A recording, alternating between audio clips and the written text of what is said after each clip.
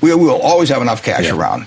But anytime we have surplus cash around, I'm unhappy. I mean, I would much rather have good businesses than cash. And we found a chance in the last year, thereabouts, to deploy. We came in with something over $40 billion in cash, and we've got about $20 billion now, and we've had some earnings. So we put a lot of cash to work, and I like that. No, I'd much rather own a good business than have cash.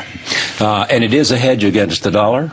Well, you can say all assets are a hedge against the dollar. I mean, but all you know is that the dollar is going to be worth less 10, 20, 30 years from now.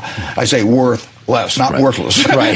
You want to watch that. But it will be, you know, and that's true of almost every currency that I can think of.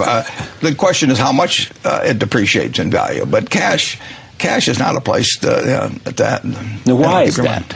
Well, the dollar is going to be worth less. Because we'll print more of them in relation to the amount of goods that are moving. You know, if we dropped $1 million of cash into every household in the United States today, everybody would feel very good, except the people that invested in things that were denominated in dollars. And, you know, exactly. There will be no tendency toward deflation in this country over time, or in virtually any country. A tendency toward inflation. Absolutely. Okay. The important thing is to be able to define which ones you can come to an intelligent decision on and which ones are beyond your capacity to evaluate. You don't have to be right about thousands and thousands and thousands of companies. You only have to be right about a couple. I met Bill Gates on July 5th, 1991. We were out in Seattle, and Bill said, "You've got to have a computer." And I said, "Why?" And he said, "Well," he said, "you can do your income tax on it." I said, "I don't have any income. Berkshire doesn't pay a dividend." He said, "Well, you can keep track of your portfolio." And I said, "I only have one stock." I said, and he says, "It's going to change everything." And I said, "Well, will it change whether people chew gum?" And he said, "Well, probably not." And I said, "Well, will it change what kind of gum they chew?" And not. And I said, "Well, then I'll stick to chewing gum and you stick to computers." You know, I don't have to understand all kinds of business. There's all kinds of business I don't understand, but there's thousands of opportunities there.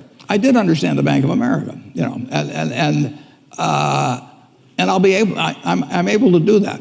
I'm able to understand some given percentage. But Ted Williams wrote a book called The Science of Hitting, and in The Science of Hitting, he's got a diagram, shows him at the plate, and he's got the strike zone divided into 77 squares, each the size of a baseball.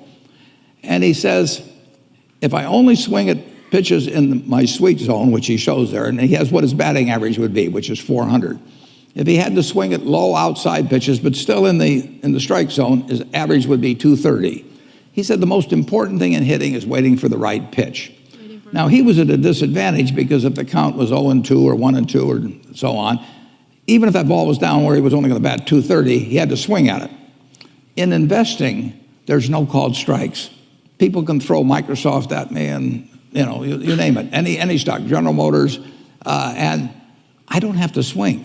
And nobody's going to call me out on called strikes. I only get a strike called if I swing at a pitch and miss.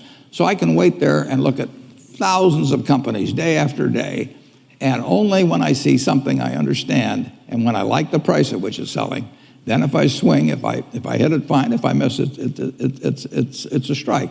But it's an enormously advantageous game.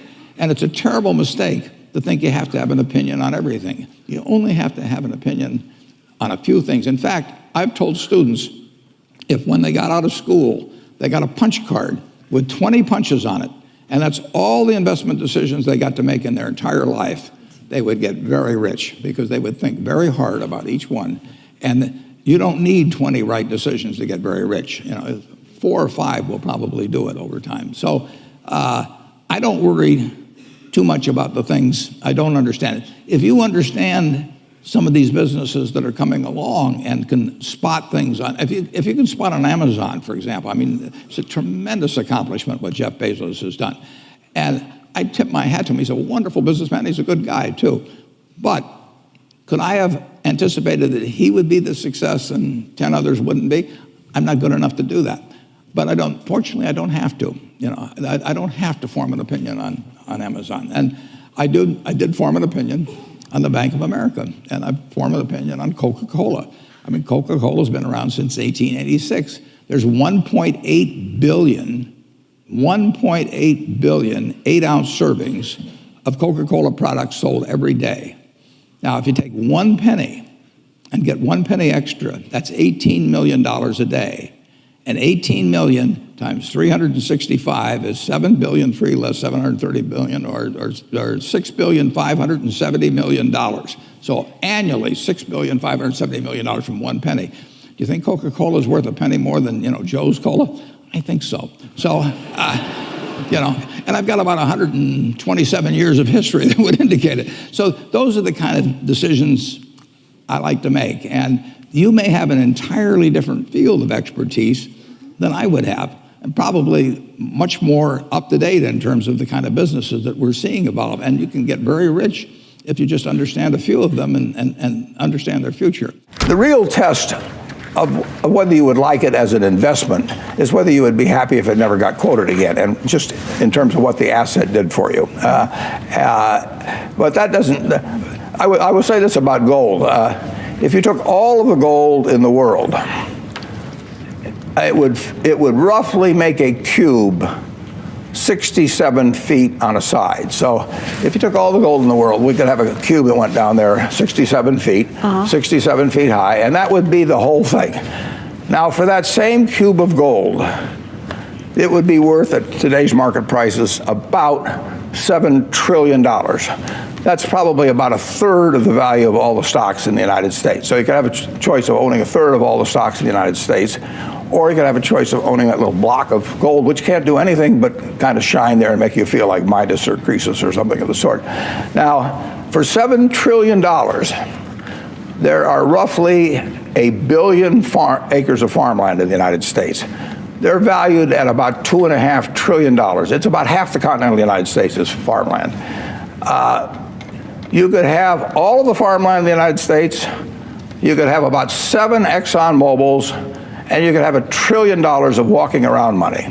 And if you offered me the choice of looking at some 67-foot cube of gold and looking at it all day, maybe touching it, and fondling it occasionally, and then saying, do something for me, and it says, I don't do anything, I just stand here and look pretty. And the alternative to that was to have all the farmland in the country, everything, cotton, corn, soybeans, 7 Exxon Mobils, just think of that, add $1 trillion of walking around money. Maybe call me crazy, but I'll take the farmland and the Exxon Mobils. What's your advice about that? You can't constantly sit there and wait and say, oh, it's going to go higher, it's going to go higher. We don't even think about that. What we think about is how much is it selling for, how much do we think it's worth. When we bought it at $35 billion effectively, I felt the company was probably worth at least $100 billion. How did it come to your attention? How do you find a stock like PetroChina? I sit there in my office and I read an annual report, which fortunately was in English, and it described a very good company, and told about the oil reserves, told about the refining, told about the chemicals, everything else. And I sat there and read it, and I thought to myself, this company is worth about $100 billion. Now, I didn't look at the price first. I look at the business first and try and figure out what it's worth, because if I look at the price first, I'll get influenced by that. So I look at the company first. I try to value it, and then I look at the price, and if the price is way less than what I've just valued it at, I'm going to buy it. And how do you value it? Well, that's the trick. But it's essentially what I would pay for the whole business if I could buy it. How do you know when to throw in the towel on an investment or a business? When you throw in the towel on an investment or business. Or business? Yeah, well, what you know is you do it too late. I went in the textile business by accident in 1965, and I threw in the towel about 20 years later, and that was about 20 years too late. There's a great tendency to want to hold on, justify old decisions. I mean, that's a human trait. And when you really know you've got a bad business is when you have a good manager and you're getting bad results. I mean, when you're getting bad results with a bad manager, you still have to examine the question of whether you can get better results if you get a better manager. Usually you can't. I've said in the past, that when a management with a reputation for excellence encounters a business with a reputation for bad economics, It's the reputation of the business that remains intact. And I've proved that many times. There are businesses that are just plain tough, and there may be too many competitors, but there's reasons why they don't drop out. There's reasons. Well, we started out in textiles, and we made over half of the linings for men's suits in the country. And we went through World War II and got awards, and Sears Roebuck named us their supplier of the year and all of that sort of thing. And then we'd say, well, we'd like to increase the price of these linings a quarter of a cent a yard, and Sears would say, you must be out of your mind. There's 10 other guys that will sell it to us at the old price. And nobody ever went into a Sears store and said, I'd like a blue serge suit with a Hathaway lining. It didn't exist. We had no connection to the consumer. And there are lots of lousy businesses, and there's lots of wonderful businesses. And my job over the years has been to try and figure out which is which, and I've made plenty of mistakes. I bought a company called Dexter Shoes in the early 90s. I paid $400+ million for it, and it made a lot of money before I bought it. But as soon as I bought it, they pulled some switch or something, and it immediately started losing money. And it was because of foreign competition, so on, or maybe it was because I owned it, I don't know. And it went to zero. And the worst thing was that I'd paid for it in stock, so that $400 million in stock I gave at the time is now worth about $5 billion. So every time Berkshire stock goes down, I feel a little bit better because of my opportunity loss on this business. But when I looked at Dexter Shoe, they had a good position in retailers. They turned out good shoes. They had a great workforce, all kinds of things. But I just forgot one thing, that they weren't going to make shoes in the United States anymore. So you make mistakes, and it does pay to recognize quickly when you've made them. If you've got a good person running a business and it isn't making any money, you're in the wrong business, and you've got to face up to that. Generally speaking, investing in yourself is the best thing you can do. Anything that improves your own talents. Nobody can take it away from you. They can run up huge deficits, and the dollar can become worth far less. You can have all kinds of things happen. But if you've got talent yourself, and you've maximized your talent, you've got a terrific asset. And so that doesn't mean everybody should go to college, but it does mean that any way you find to improve. Communication skills are enormously important. I mean, I took a Dale Carnegie course that I paid $100 for, and it was worth a college degree. At least I thought it was. Maybe this interview will convince people otherwise. Thank you guys so much for watching. I made the Mentor Me series because I wanted to spend a little bit more time with super successful people, and I hope some of their magic pixie dust rubs off on us. So I'd love to know what you thought of this video and what lessons you learned that you're going to apply to your life and how. I'm really curious to find out. Leave in the comments below. I'll join in the discussion. Thank you so much for watching. Continue to believe, and I'll see you soon.